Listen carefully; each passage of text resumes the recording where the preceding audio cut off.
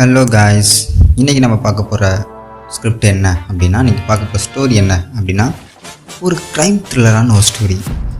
So இது கொஞ்சம் புதுசாகவும் இருக்கும், கொஞ்சம் டிஃப்ரென்ஷியலாகவும் இருக்கும்.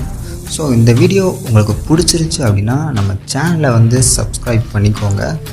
இப்போது வாங்க நம்ம வீடியோக்குள்ளே போகலாம்.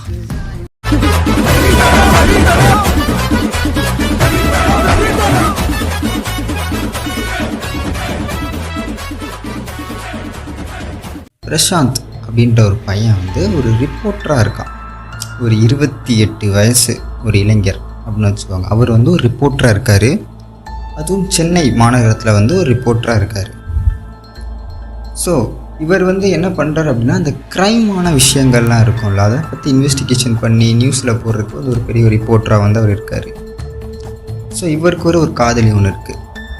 அவளுடைய பெயர் என்ன அப்படின்னா, அவளுடைய பெயர் கீர்த்தனா.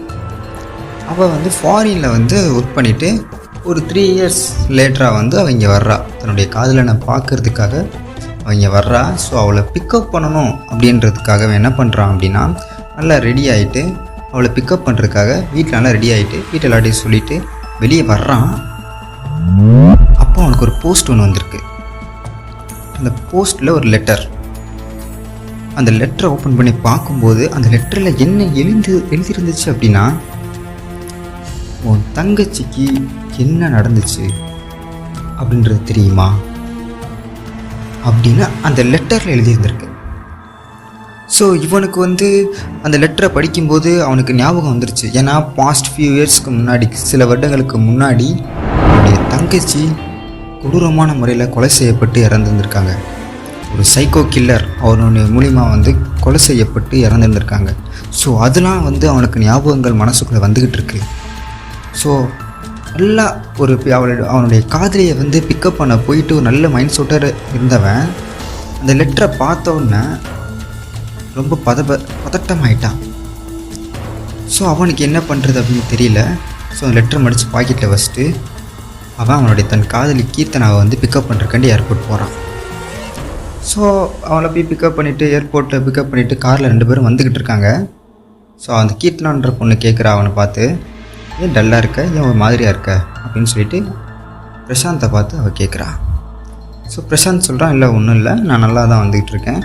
ஸோ இப்போ நம்ம அங்கே வீட்டுக்கு போயிடலாமா அப்படின்னு சொல்லிட்டு அவங்க 2 பேருக்குள்ள ஒரு கான்வர்சேஷன் ஓடிட்டுருக்கு. ஆனால் கீர்த்தனாவுக்கு தெரியுது, இவன் ஏதோ ஒரு சம்டைம்ஸ் அவன் ஏதோ ஒரு இதில் வந்து அஃபெக்ட் ஆகிருக்கான், அவனுக்கு ஏதோ ஒரு ப்ராப்ளம் இருக்குது, அதை நம்மகிட்ட சொல்ல மாட்டேன்றான் அப்படின்னு சொல்லிட்டு இவன் வந்து அமைதியாக இருந்துட்டு வந்துடுறான்.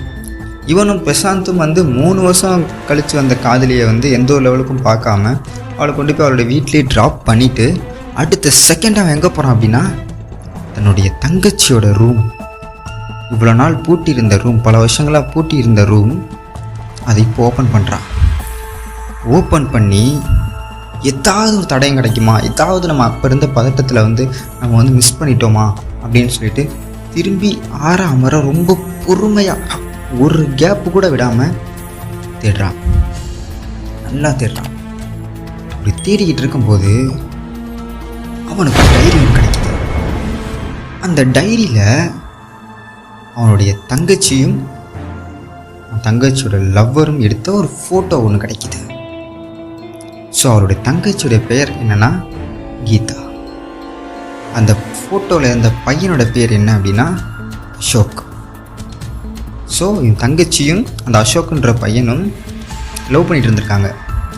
ஸோ இவரோட தங்கச்சி வந்து இந்த பிளாஸ்டிக் சர்ஜரி பண்ணக்கூடிய ஒரு ஸ்டடீஸ் வந்து பண்ணிகிட்டு இருந்திருக்கா. ஸோ அவனும் அவளோட ஒரு கிளாஸ்மேட்டாக இருக்கும்போது 2 பேருக்கு இடையிலுமே வந்து ஒரு காதல் ஒன்று ஏற்பட்டிருக்கு. ஸோ இந்த அசோக்குன்றவன் யார் அப்படின்னா, அவன் தங்கச்சியை கொலை பண்ண சைக்கோ கில்லர் அப்படின்னு சொல்லி அவனை தான் வந்து அரெஸ்ட் பண்ணி கூட்டிகிட்டு வந்து உட்கார வச்சுருக்காங்க. ஸோ இதெல்லாம் என்ன நடக்குது ஏது நடக்குதுன்னு தெரியாமல் அவன் பைத்தியம் பிடிச்ச மாதிரி அவன் இருந்துடுறான். ஏன்னா இவ்வளோ நாளுக்கு முன்னாடி அவன் அவசரமாக இது பண்ணும்போது இந்த டைரி அவனுக்கு கையில் கிடைக்கல.